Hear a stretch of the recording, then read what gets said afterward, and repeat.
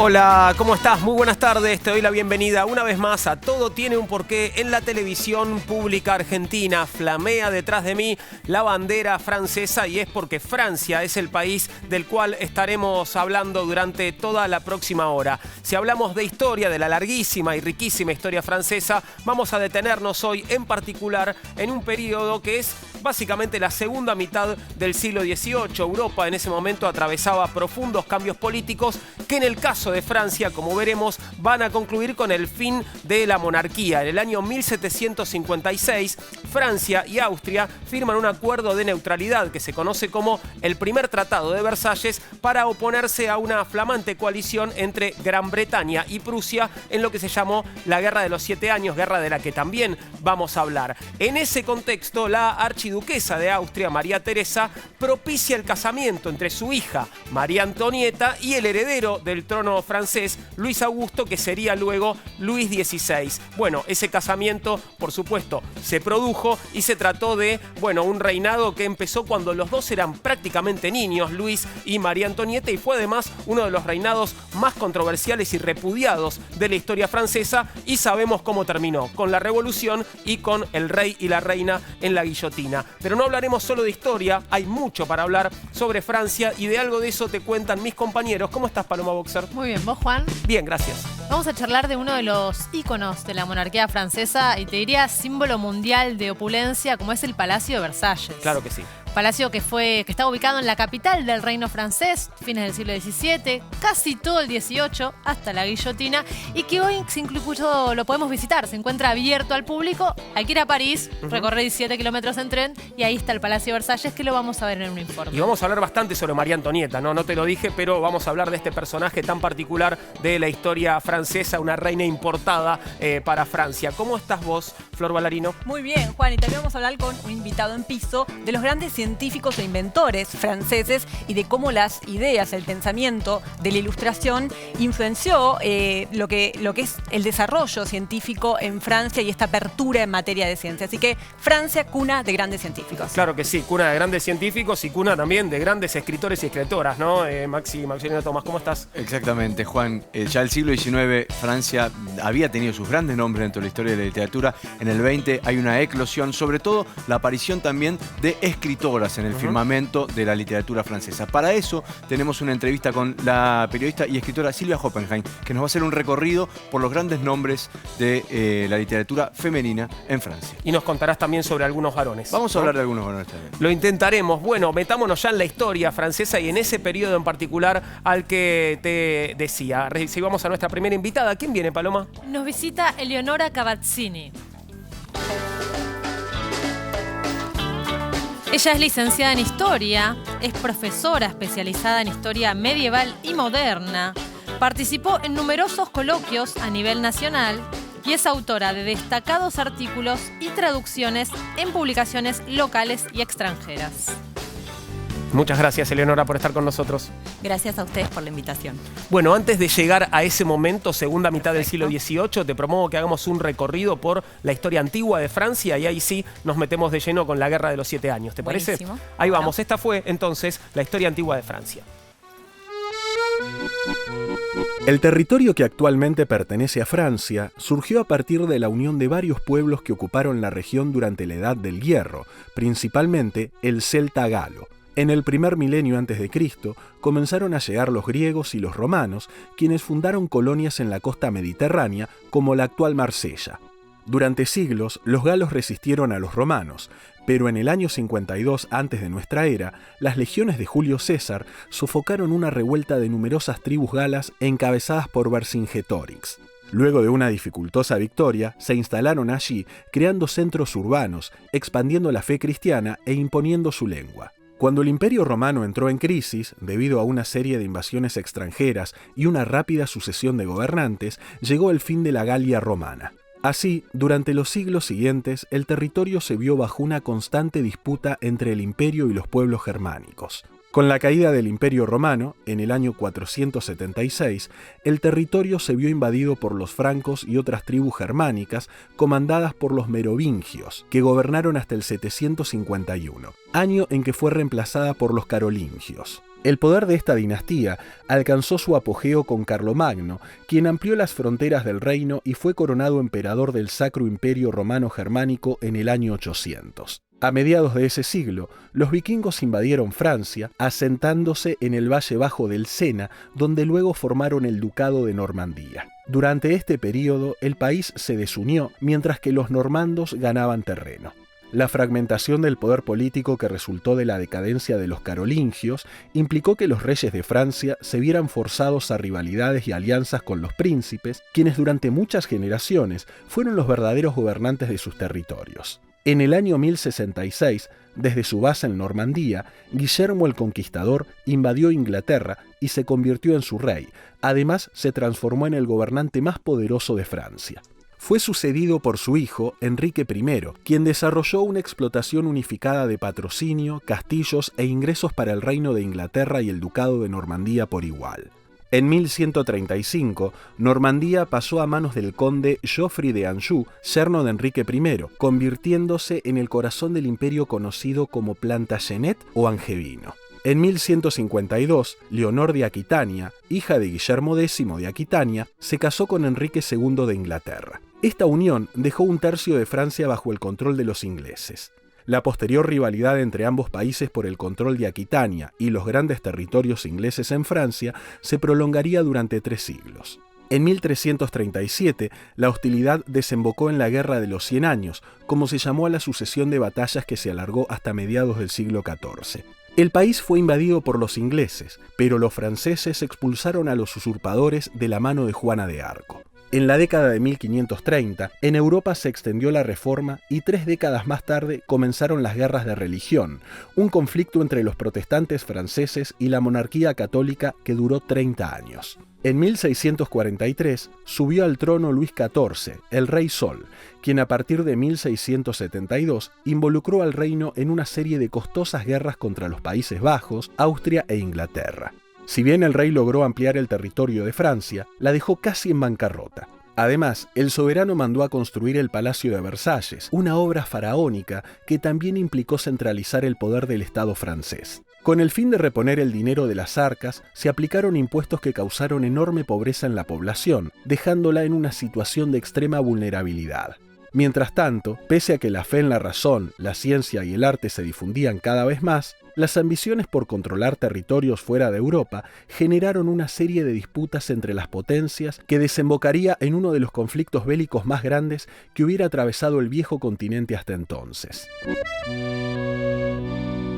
Y supongo, Leonora, que ese conflicto es la Guerra de los 7 Años. ¿Qué fue la Guerra de los 7 Años? Efectivamente, la Guerra de los 7 Años es una guerra que difiere en líneas generales de las guerras que se venían dando hasta ese momento, que eran guerras donde el contenido, vamos a decirlo así, como religioso, tal vez era muy profundo, la guerra contra el hereje, las guerras de religión del siglo XVI, incluso la Revolución Inglesa, que tiene un contenido religioso muy profundo, el lenguaje es religioso, etcétera, etcétera. Esta Guerra de los 7 Años es más una guerra, digamos, donde el objetivo es la razón de Estado y es los dominios territoriales. Por eso también es una guerra que afecta no solo a los territorios europeos, sino a un montón de territorios de ultramar, digamos, las colonias, dominios coloniales o pretendidos dominios coloniales de estas potencias europeas. Y se dice que es la primera guerra, ¿no? Que trasciende las fronteras europeas. Es la primera guerra que trasciende las fronteras europeas y que además marca por primera vez como una especie de equilibrio de fuerzas. Es decir, todos estos pactos que podríamos denominar pactos o acuerdos preventivos que hacen los reinados, y se mencionaba, digamos, en la presentación un par de estos acuerdos.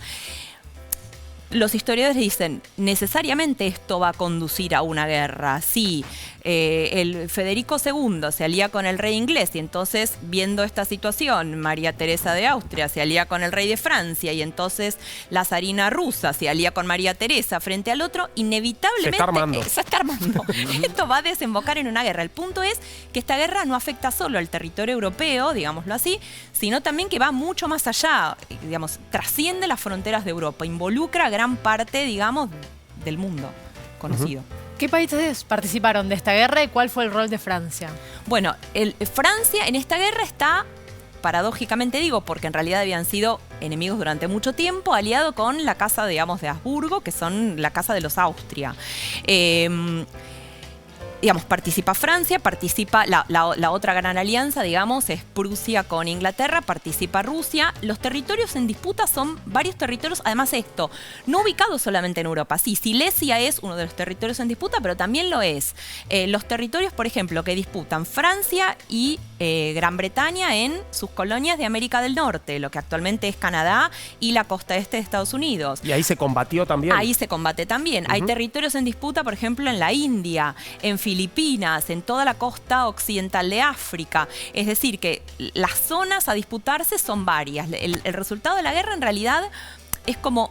No hay ni un claro vencedor ni un claro perdedor, es como otra vez un reacomodamiento de este equilibrio de fuerzas, digamos.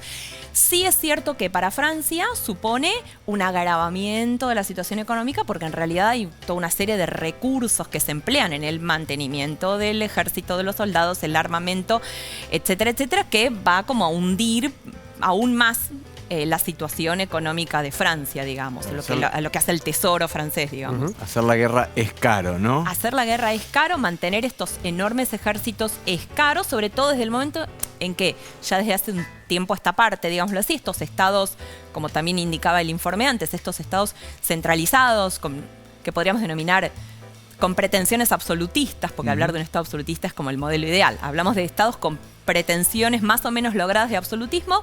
Son estructuras estatales muy grandes, burocracia, ministro, funcionario y un ejército enorme.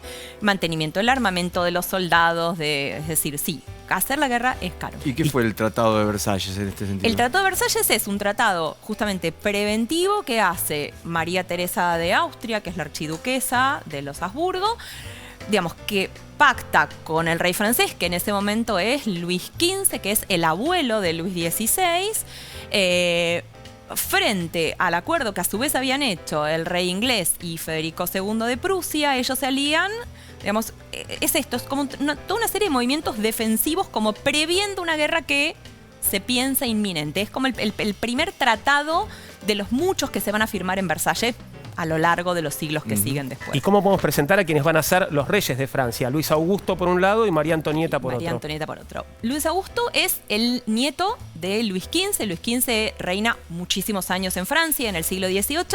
Luis Augusto nace, no es primogénito, no está preparado para ser rey, no está criado como el delfín de Francia, de hecho el heredero al trono. El delfín es el heredero, ¿a qué se le dice delfín? Exactamente, perdón. En Francia el delfín es el heredero al trono, varón por supuesto, porque rige la ley sálica, o sea que solo los varones pueden heredar el trono en esta sucesión dinástica de las monarquías hereditarias. Entonces no está criado para ser rey, tiene un hermano mayor que es primero su padre, luego su hermano mayor. El punto es que cuando él tiene 6 años, el hermano muere de tuberculosis, 3 años más tarde muere el padre. Entonces, en algún momento se ve como frente a la situación de tener que hacerse cargo de que va a ser nombrado rey en cuanto su abuelo, Luis XV, muera. Y esto es lo que va a ocurrir en algún momento. Claro. María Antonieta es la penúltima de 16 hijos que tuvieron los reyes austríacos. Y ahí el rol que tiene María Teresa, que es la archiduquesa de Austria y es la madre de María Antonieta, es crucial para este Tratado de Versalles y es crucial después para lograr el matrimonio que fortalece esta alianza política entre Francia y Austria, el matrimonio de su hija con el heredero al trono francés, digamos, con el delfín de Francia. O sea que ese matrimonio va a ser, digamos, una maniobra política, netamente. Es puramente una maniobra política. Bueno, como vamos a decirlo así, la amplia mayoría de los matrimonios de la realeza europea es un matrimonio puramente político. ¿Y cómo fue ese matrimonio? Ellos son muy chicos, son súper jóvenes cuando se casan, en 1770. Él tiene 16 años, ella tiene 15, o sea, son lo que hoy denominamos adolescentes. La presentación entre ambos se da, hay una situación muy interesante que narran una de las muchas biografías de María Antonieta. Dice que el encuentro entre ambos se produce como en la frontera entre Austria y Francia, se arman como una especie de pabellones y es todo muy simbólico porque ella entra como una especie de pabellón, como una tienda de campaña muy grande y, digamos, las doncellas, que son francesas, que la reciben de parte de la corte real francesa, le dicen: cuando vos atravieses esto, luego entrarás en suelo francés. Tenés que despojarte de todo lo que sos hasta ahora y pensar que vas a ser la delfina, porque en realidad cuando ellos se casan, el rey aún vive, vas a ser la delfina de Francia. Te vas a casar con el heredero al trono, te vas a convertir en algún día en reina de Francia. Pero también dicen las biografías de María Antonieta, hay una muy interesante de Stefan Zweig, que es buenísima, escrita en 1932, que es de amplia recomendación de lectura, donde dice: sin embargo, hay como augurios que no presagian que esto vaya a terminar demasiado bien. Por ejemplo, en uno de los tapices que recubre estos pabellones, las doncellas de ella, cuando están entrando, descubren como horrorizadas que una de las imágenes es la de Medea, este mito griego que mata a sus propios hijos para vengar a su marido. Y 2 o 3 indicios más que, a ver, digo, no uno como historiador, pero sí van armando como en esto que supongo después trajaremos, que es la idea de la opinión pública tan fuerte en Francia, esta idea de que este matrimonio no estaría empezando demasiado bien. Lo mismo en los festejos del casamiento, hay una estampida en masa cuando se prenden los fuegos artificiales y un montón de gente muere aplastada. Contanos sobre eso. ¿Cómo era la relación del pueblo? Digo, ¿el pueblo quería a estos reyes? ¿Cómo fue ese vínculo entre Luis, María Antonieta y el pueblo francés? Complicado. Complicado. El pueblo en realidad, el pueblo está viene de 2 figuras muy fuertes. Luis XIV, su bisnieto Luis XV, y ahora, luego va a ser el nieto de Luis XV, que es Luis XVI. La figura, digamos, del rey en Francia es, en el siglo XVIII, una figura sagrada. La sacralización de la figura real es enorme. Se espera del rey toda una serie de comportamientos en público que hacen a la realeza. Se espera que tenga herederos, se espera que la reina cumpla el papel de reina que le corresponde cumplir, se espera que se presenten en la corte, se espera que la corte sea esto que es como una especie de modelo de emulación de lo social. Hay reglas que hay que respetar, toda una serie de comportamientos que hay que seguir. Bueno, la situación es compleja, entre que Luis XVI es muy joven, no se siente preparado para ser rey. Ella, que en un punto como en una especie de, podríamos denominarlo, rebeldía a todo ese formalismo y toda esa formalidad de la corte francesa y todas estas reglas a seguir, que entonces hay una doncella que le alcanza a otra los zapatos que ella no se puede poner, sino que se los ponen. Es decir, seguir toda esta serie como de pasos que los historiadores dicen debían funcionar así, porque era lo que otorgaba un poco sentido a todo esto, y era lo que le daba el lugar a cada uno, y era lo que otorgaba respeto. Y ella en un punto empieza como a tirar por la borda todo esto, digamos, y como en estos arranques de rebeldía que tiene, se niega a seguir el protocolo, se niega a un montón de cuestiones. El pueblo francés recibe el matrimonio real como otro matrimonio real. El punto es que al poco tiempo empiezan a circular, sobre todo en panfletos, en libelos, en toda una especie de, podríamos denominar, literatura popular, un montón de panfletos justamente como difamatorios. Entonces ella empieza a ser apodada primero la austríaca, ¿no? Claro. Primero es vista como la extranjera, la austríaca. Después va a ser Madame Déficit, por ejemplo. Entonces la critican por los altísimos gastos de la corte. No es que gastara más que las reinas anteriores, ¿eh? No. El punto también es que, dicen los historiadores, él, por ejemplo, Luis XVI, no tiene amantes. Entonces no hay una pantalla a la que criticar. Es ella únicamente el blanco de las críticas y las recibe todas, digamos, morales, políticas, económicas. Es ella, se va a convertir en el blanco de las críticas. Más que el rey.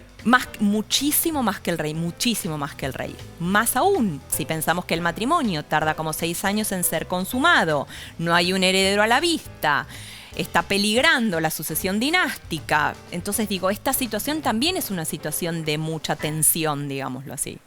¿Y cuáles son las medidas políticas y económicas que toma Luis XVI para tratar de aplacar la tensión? Bueno, este es un punto muy interesante, porque en realidad Luis XVI, en el momento en que empieza a dejar de ser criado como un hijo más del rey de Francia y pasa a ser criado, educado como el delfín, recibe una educación que nosotros podemos denominar ilustrada, es decir, es formada dentro de un montón de principios de lo que denominaríamos es el movimiento filosófico de la Ilustración. Por ejemplo, recibe clases hasta incluso de Montesquieu, es decir, la educación que recibe es muy interesante. Y de hecho, cuando él llega al gobierno, primero con Turgot, después Necker, después Calón, que son como sus ministros, denominaremos nosotros, de Hacienda hoy, hay toda una serie de medidas muy interesantes a nivel de reformas profundas, fiscales, económicas, administrativas, de reorganización judicial administrativa del reino, que él intenta tomar. El punto es que encuentra permanentemente escollos en la alta nobleza, por supuesto, encuentra escollos también en lo que es la nobleza de toga. Los togados eran como los funcionarios de la corona, que muchos de ellos además tenían título nobiliario porque lo habían comprado, y va a encontrar además resistencia en ella. Ella, negándose en un principio a asumir el rol de reina, sin embargo, se opone permanentemente a flexibilizar, vamos a decirlo así, a reformar un poco esta monarquía absoluta francesa, digamos. Es ella como la defensora más fuerte del absolutismo francés. El escenario de todas estas tensiones era, bueno, lo que vemos muchas veces detrás tuyo, el Palacio de Versalles. Quiero que me cuentes cómo era la vida cotidiana de la corte allí en el Palacio, pero antes me gustaría presentar el lugar en el que todo esto sucedía, el Palacio de Versalles. El Palacio de Versalles se encuentra ubicado en la ciudad del mismo nombre, en una región llamada Isla de Francia y a 16 kilómetros de París. Como centro de la corte francesa, fue uno de los más grandes teatros del absolutismo europeo. Originalmente, fue un lugar de caza y retiro privado para Luis XIII, quien reinó entre 1610 y 1643. En 1624, el monarca decidió que se construyera un castillo en el lugar.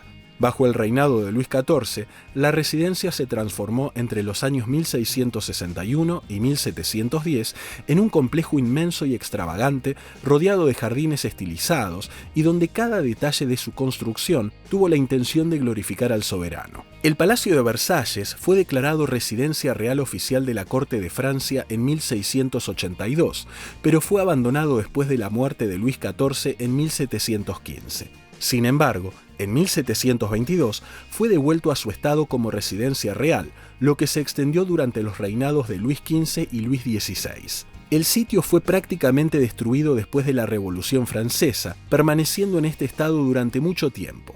Durante el período napoleónico se vio muy descuidado, mientras que Luis XVIII y Carlos X solo se preocuparon por mantenerlo. Por su parte, Luis Felipe I, el último rey de Francia, realizó grandes modificaciones al palacio. Es posible que la contribución más significativa que hizo a Versalles haya sido la creación del Museo de Historia Francesa. Con el correr del tiempo, se fueron restaurando distintas partes del palacio más célebre de la Francia monárquica. De hecho, recientemente se abrieron al público las zonas que formaron parte de la vida privada de las reinas. La obra buscó darles la apariencia que tenían antes del estallido de la Revolución, y su conservación permite comprender mejor cómo fue la vida de figuras femeninas en la corte durante 3 reinados de Francia. Además de los aposentos de María Antonieta, la última monarca del antiguo régimen, se reconstruyeron los de Madame de Maintenon, esposa secreta de Luis XIV, y los de María Lesinska, quien se casó con Luis XV.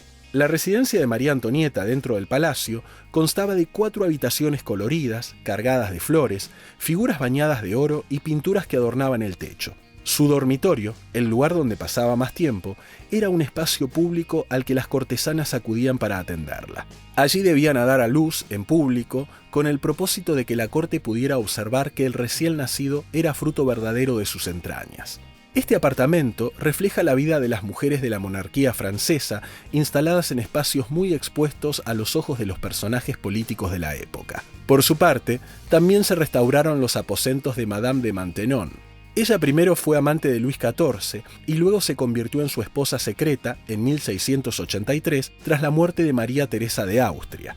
En estos departamentos se celebró el enlace y hoy se puede apreciar la decoración emblemática del siglo XVII. En el lugar se colocaron las pinturas murales igual que como estaban en la época, según las indicaciones que figuran en el inventario del arquitecto de la corona francesa en 1708.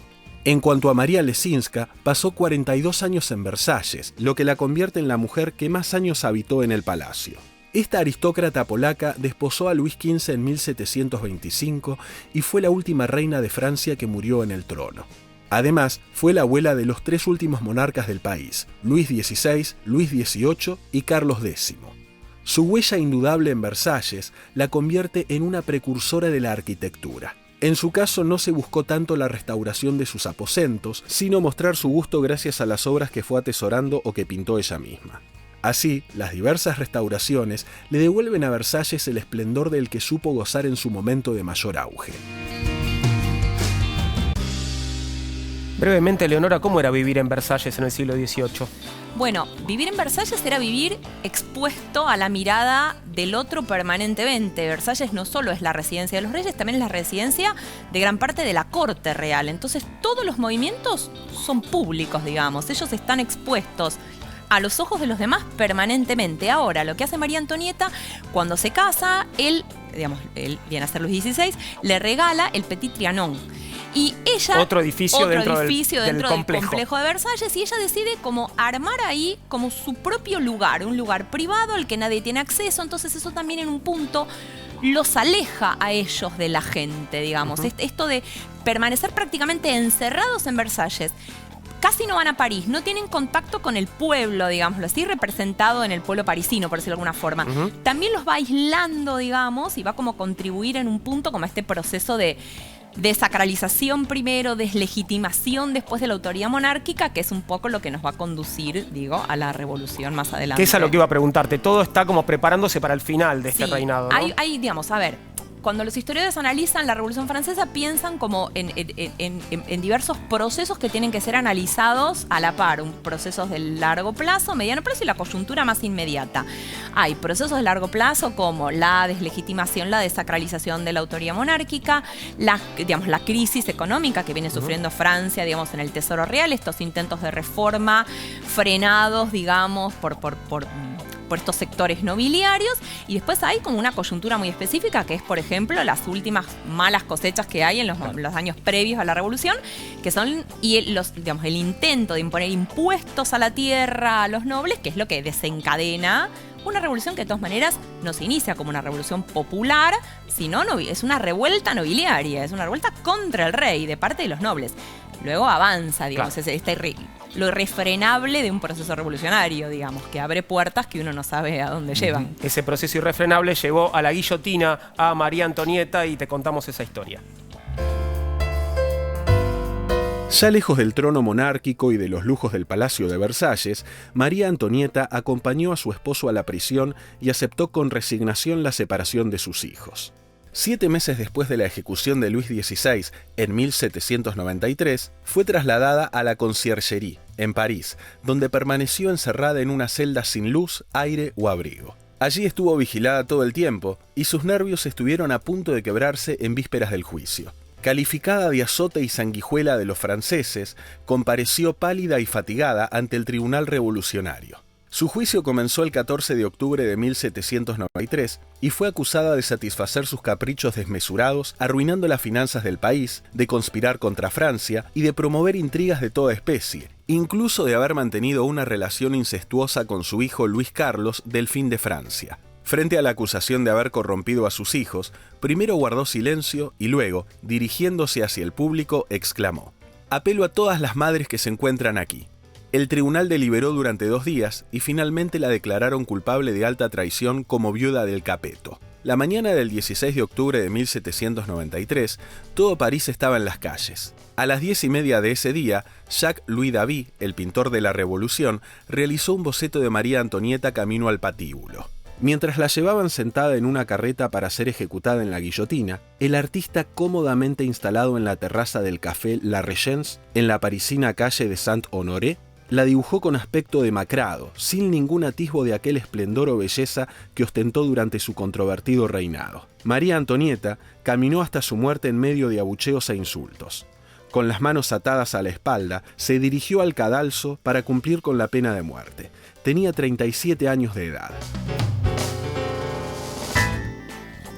Tenemos que hacer aquí una pequeña pausa. Estamos hablando de Francia, en Todo Tiene un Porqué y nos queda mucho todavía. Vos podés mandarnos tu porqué a porqué@mandarinatv.com. En redes sociales te esperamos en Facebook como Todo Tiene un Porqué, en Instagram y Twitter @porqué_tv. Si te perdiste algún programa del ciclo, podés recuperarlo en tvpublica.com.ar. Pequeña pausa y ya volvemos para hablar de la literatura, de la ciencia francesa y de algo más. Espéranos.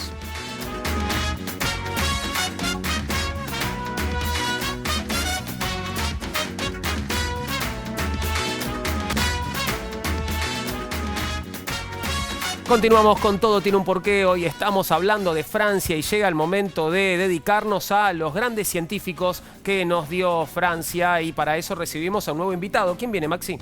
Hoy nos visita Daniel Blanco. Es doctor en epistemología e historia de la ciencia. Es licenciado en biodiversidad por la Universidad Nacional del Litoral. Se desempeña como profesor de epistemología en la Facultad de Humanidades y Ciencias de la Universidad Nacional del Litoral y es docente en Historia de la Ciencia y de la Técnica en la Facultad de Ingeniería Química de la Universidad Nacional del Litoral. Muchas gracias, Daniel, por estar con nosotros. Al contrario, el gusto es todo mío. ¿Por qué será que Francia ha dado a lo largo de la historia tantos grandes científicos? Bueno, yo creo que la respuesta tiene muchas facetas, pero quizás, digamos, subrayaría la que creo que es la principal, que tiene que ver con el apoyo político institucional, como por ejemplo ya con Francisco I, la creación del Colegio de Francia y esta pluralidad de cátedras, donde todo había que enseñarlo. ¿De qué época estamos hablando? Esto es en 1530. Ok. Y luego, más allá de los bemoles que vimos en el informe que nos comentó Leonora de Luis XIV, la creación en 1666 de la Academia de Ciencias, que, bueno, al tener, digamos, una entidad de esta naturaleza que permite cohesionar la investigación en la región, poner un lugar de discusión, otorgar premios, discutir también con colegas en otros lugares. En fin, yo creo que principalmente tiene que ver con la toma de conciencia política de la importancia que tiene la ciencia para el desarrollo del potencial de una nación. Empezando a dar algunos grandes nombres de la ciencia francesa, podríamos mencionar a Pascal, tal vez, ¿no? Sí, Pascal es una figura fronteriza en algún sentido. Para algunos es una mentalidad ya moderna, para otros todavía tiene algo de la mentalidad antigua, porque digamos, esa ambigüedad se ve, por ejemplo, en lo primero respecto de sus aportes que hizo acerca del refinamiento del barómetro de Torricelli. ¿Sí? Es el primero que toma con su cuñado, suben a un monte y van viendo cómo va variando la altura del mercurio, y eso vincularlo, digamos, al barómetro no solo como una forma de medir la presión, sino además como altímetro. Y además el vínculo que todos conocemos entre la altura justamente de la línea del mercurio con lo que va a pasar meteorológicamente con el clima, ¿no? Claro. De hecho, el Pascal sigue siendo, bueno, es hoy una medida básica de la presión. Y respecto de la mentalidad antigua, está esta cuestión apologética de él, ¿no? Él tenía digamos, le daba mucha importancia a todas las cuestiones matemáticas relacionadas también, incluso Poisson lo menciona como el padre de las estadísticas modernas. Y él aplica, digamos, ese análisis de las estadísticas y también una afición que tenía con los juegos de azar, con un dilema moral, ¿no? Esto si existe Dios o no existe y demás, que en realidad muchas veces esto aparece en el libro Pensamientos de él, ¿no? En realidad no es un argumento acerca de la existencia de Dios, sino respecto de la conveniencia de creer.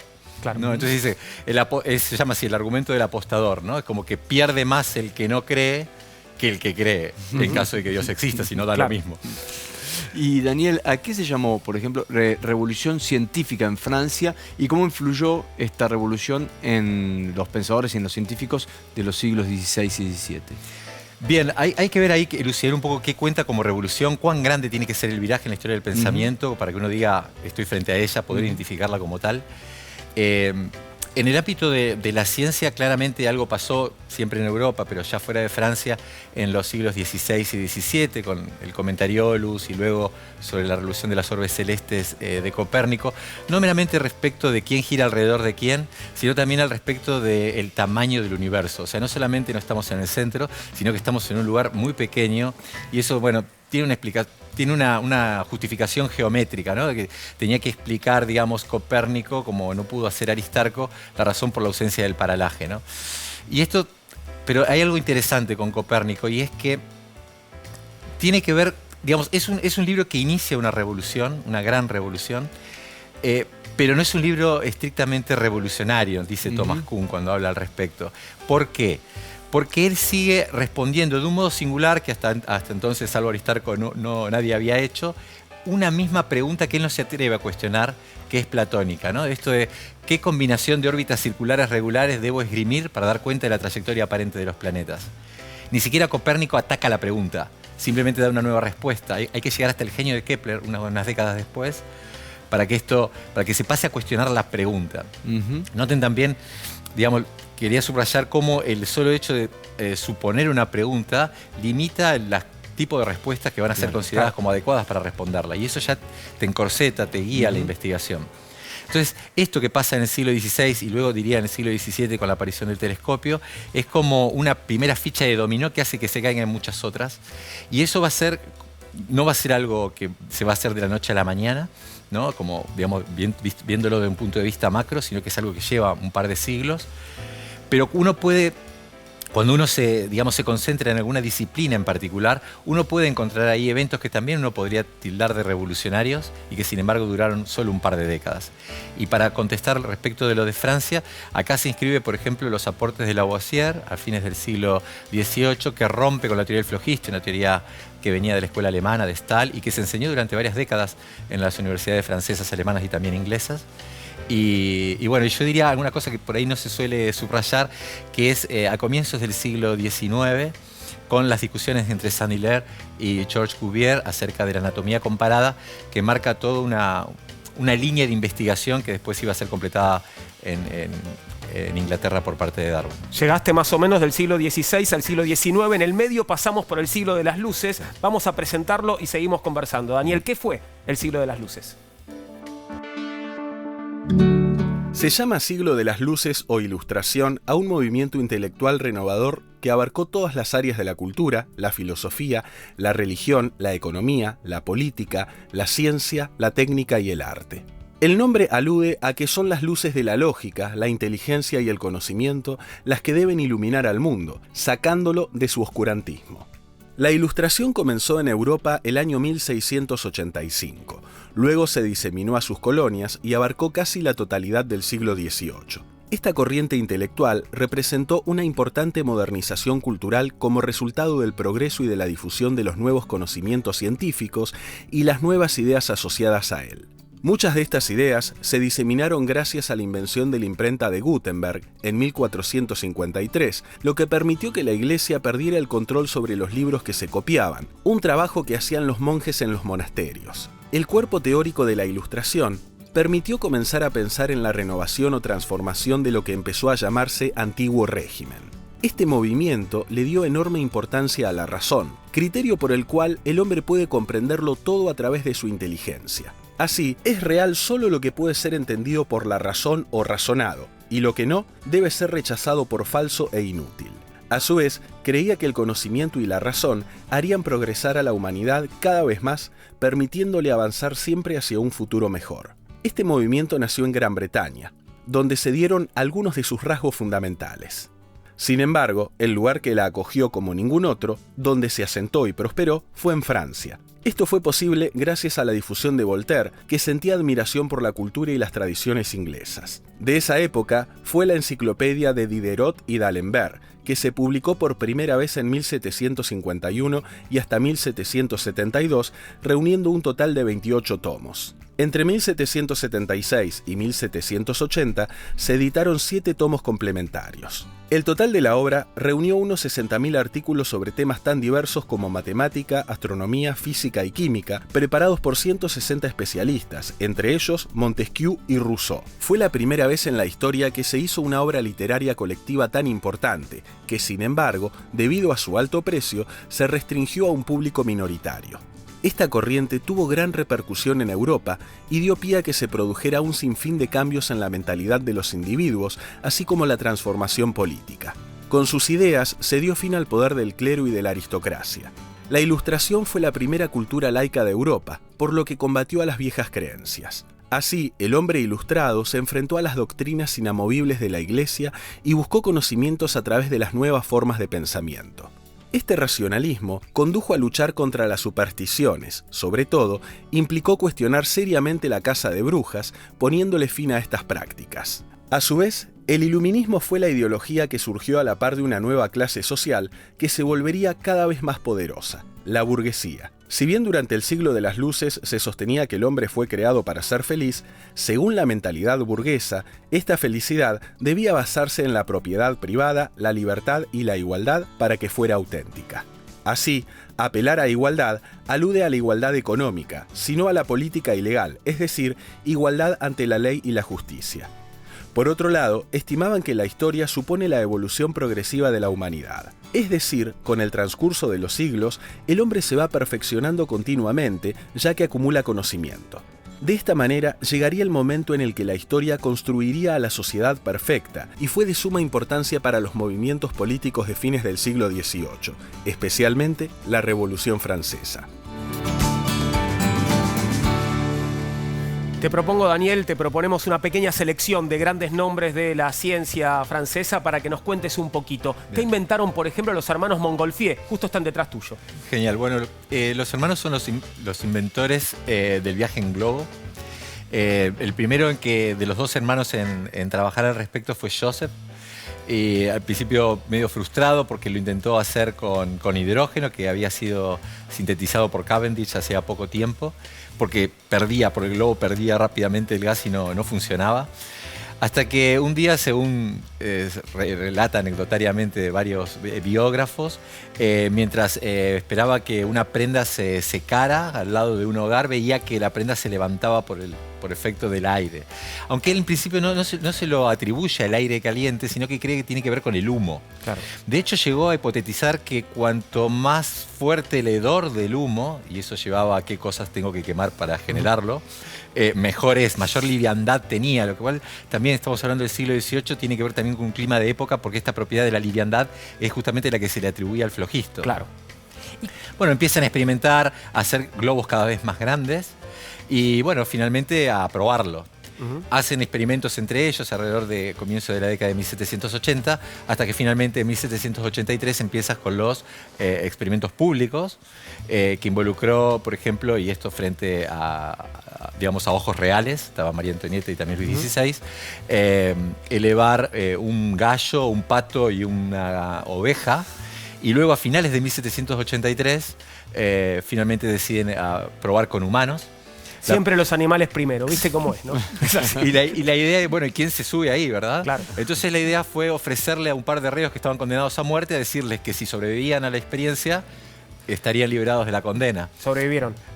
No los dejaron subir al final del día, porque dos aristócratas dijeron, no podemos permitir que pasen a la historia. Claro. Dos reos, yo me subo, se subieron, duró 10 minutos y fue feliz, digamos. En ese sentido. Más nombres, chicos. ¿Cuál fue el principal aporte del médico de René Laennec? Laennec es interesante, él es el primero en fabricar un estetoscopio por razones de pudor, porque tenía, digamos, el modo en que se auscultaba era, obviamente, en esa época, estamos a comienzos del siglo XIX, era acercando la oreja a la parte donde uno quería auscultar, ¿no? Escuchar esto de los sonidos internos, voluntarios o involuntarios que hacen nuestros órganos. Entonces, por un poco de pudor, especialmente con las damas, nos dice él mismo, prueba a hacerlo con un cilindro de papel primero. Y funcionaba. Es más, probando se da cuenta que cuanto más perpendicular lograba ponerlo respecto de la superficie donde lo apoyaba, más claro el sonido. Y luego, bueno, se fabrica uno de madera y demás, y eso le permitió a Laennec algo interesante, y es poder escuchar con más claridad las cavidades del corazón y las distintas porciones del pulmón, lo cual lo llevó a hacer diagnósticos mucho más diferenciados y atacar las enfermedades de un modo más efectivo. Él tiene una obra de 1819 que justamente habla de la auscultación mediata, dice él, que, bueno, los frutos de eso, un instrumento que fue creado por razones de pudor, solucionó el problema, pero además solucionó otros que involuntariamente. Luis Braille fue otro de los destacados científicos franceses. Efectivamente. Braille, bueno, sabemos que tristemente quedó ciego, él no había nacido ciego, quedó ciego en un accidente doméstico.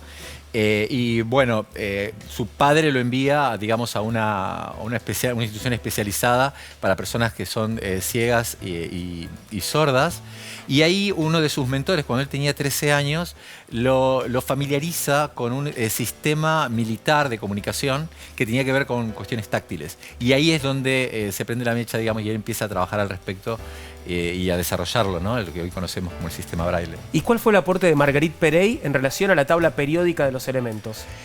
Bueno, la persona de Marguerite Perey es muy interesante. Ella trabaja junto con Madame Curie, de hecho recién salida del bachillerato de un liceo de mujeres ahí en París, es contratada para trabajar en el Instituto del Radio con ella.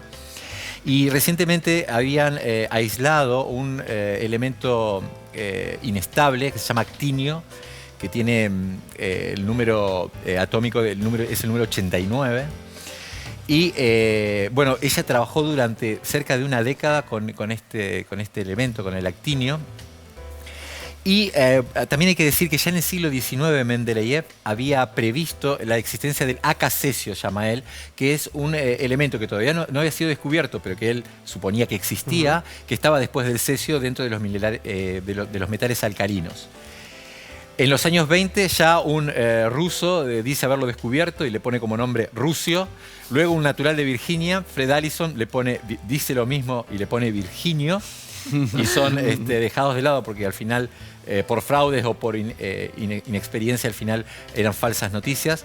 Finalmente es ella, después de 10 años de trabajo, en 1939, quien lo logra aislar al francio, que es uno de los elementos inestables también, del cual decae el actinio. Y bueno, que se obtiene entonces el francio. Es muy interesante también que ella no tenía un título ni siquiera de grado cuando lo logra. Y esto, por supuesto, meritaba no solamente un doctorado, sino un buen premio al respecto. Y lo que hacen es, bueno, finalmente ayudarla que pueda en la época de posguerra estudiar, obtener su doctorado en la Sorbona y luego finalmente, bueno, trabajar como profesora en Estrasburgo. Tengo tiempo para que me presentes un científico francés más, el que vos quieras. Te dejo elegir, Daniel. Bueno, podría ser, ya que estamos con Marguerite, con una de las personas que lo ayudó a catapultarla, no solamente fue Madame Curie, sino también Jean Perrin, que es con quien firma el texto donde habla del descubrimiento del francio. Perrin obtiene el premio Nobel por haber probado o haber encontrado evidencia muy sólida a favor de la discontinuidad de la materia. Premio Nobel de Física, ¿no? Sí, efectivamente. Y él tiene una metodología que es muy rica desde el punto de vista filosófico y voy a tratar de resumirla. Lo que dice efectivamente es que lo que él encuentra es, calcula el número de Avogadro por una decena de métodos diferentes y que son independientes entre sí. En ciencia, cuando vos, por caminos independientes que no están comunicados, no hay un teléfono entre ambos, convergés a un mismo resultado, eso es una evidencia muy sólida de que el resultado es correcto y las metodologías son correctas. Y eso, bueno, tiene implicancias filosóficas muy ricas, pero bueno, básicamente... Tenemos que poner en pausa ahora la historia de la ciencia en Francia para hablar un poco de la literatura. Silvia Hoppenheim es escritora, es periodista cultural y nos va a presentar a las grandes escritoras francesas. En realidad, en Francia hay muchas escritoras relevantes a lo largo del siglo XX, sobre todo, aunque en el XIX despuntan, pero en el XX irrumpen por todas partes. Las escritoras más conocidas, como George Sand, Jules Sénard, Marguerite Duras, también Colette, son escritoras que se han cambiado el nombre. Extraño. En el caso de George Sand todavía es más radical porque se puso nombre de hombre. Y de algún modo tener nombre de hombre en la segunda mitad del siglo XIX es dar a entender lo difícil que es ser escritora mujer. George Sand, por otro lado, era un poco como Victoria Ocampo aquí, no solo una escritora, para mi gusto mejor cronista, sino que era lo que se llamaba salonière. Es que quiere decir, llevaba a cabo estos salones donde se reunían escritores y muchos músicos. Hay que recordar que George Sand estaba muy relacionada con la música, con Chopin y con Liszt y con los grandes músicos de la época. Y sobre todo lo que se destaca de George Sand, o lo que a mí quizás me interesa más, es su correspondencia con Flaubert.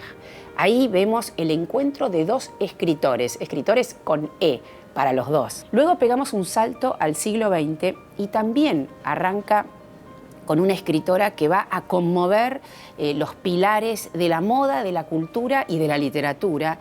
Para mí una de las escritoras más frescas del siglo XX en Francia, que es Colette. Colette, que también aparece con otro nombre y con nombre de hombre. No porque ella lo eligiese, sino porque se casó con un marido explotador.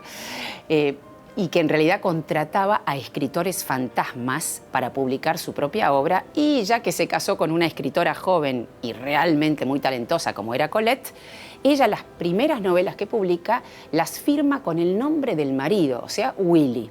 Luego, por supuesto, eso se dará a conocer y toda la saga de Claudine, que es el personaje inventado por Colette, llevará el nombre de Colette. Pero también Colette va a modificar la moda, el famoso peinado Colette, y al mismo tiempo va a erotizar la literatura, le va a dar una gran importancia a la sexualidad en las letras. Y Marguerite Duras, que es una escritura muy poderosa. Diría, más que sus novelas, lo que vale es su escritura, que atraviesa todas sus novelas, incluso los guiones, como Hiroshima Mon Amour. Marguerite Duras le da a la lengua una posibilidad de mostrar a través de las palabras los sentimientos.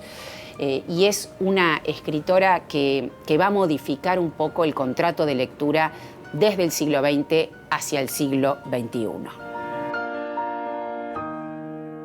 Grandes escritoras francesas. Hablemos, Maxi, de algunos escritores. Sí, la verdad que es muy exhaustiva la lista que hizo Silvia. Pocas personas saben tanto como la literatura francesa como Silvia en la Argentina. Yo le agregaría tal vez, si hablamos de mujeres, a una escritora belga francesa, en realidad forma parte de la literatura francesa, pero es belga, que es Amélie Nothomb, y que es una de las más leídas, si querés, de las últimas 2 décadas en Europa y particularmente en la Argentina, ¿no? Escribió en francés, tiene una obra enorme. Bueno, el siglo XIX fue ruso y francés, básicamente. Claro. Le sumamos algunos autores ingleses, pero pensemos únicamente en Victor Hugo, en Flaubert, en Stendhal, en Baudelaire, y ahí ya tenemos como para leer durante buena parte de nuestra vida. Pero el siglo XX, si bien empezó a compartir también ese podio con literaturas emergentes como la estadounidense o como la del Río de la Plata, la literatura francesa, digamos, fue cuna de tal vez, digamos, al principio del siglo XX, uno de los experimentos narrativos más asombrosos, que son los 7 tomos de En busca del tiempo perdido de Marcel Proust. Y después tiene autores tan extraordinarios como Louis Ferdinand Céline y con Viaje al fin de la noche, escritores filósofos que al mismo tiempo desarrollan novelas de ideas inevitables como Albert Camus y Jean-Paul Sartre, y podemos llegar incluso hasta nuestros días con ecos del decadentismo, si querés, del siglo XIX, como de Huysmans, en autores muy leídos, autores de obras bastante complejas, pero al mismo tiempo de gran popularidad, como Michel Houellebecq, ¿no? Y gran provocador, además, y un ¿no? gran provocador, ¿no? Sí, una incorrección política realmente muy interesante, un motor de ideas, ¿no? Mucho para leer, por supuesto, en la literatura francesa. Vamos a hacer ahora una pequeña pausa y enseguida volvemos. Todo tiene un porqué.